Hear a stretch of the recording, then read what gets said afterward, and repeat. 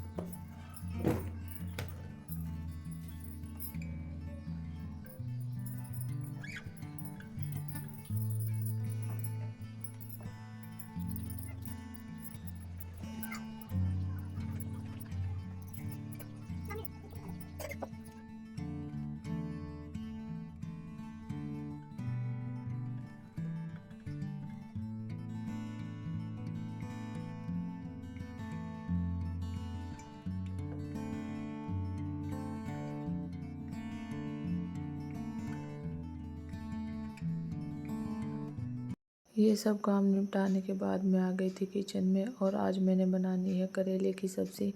तो चले जी फटाफट से करेले की सब्ज़ी तैयार कर लेती हूँ।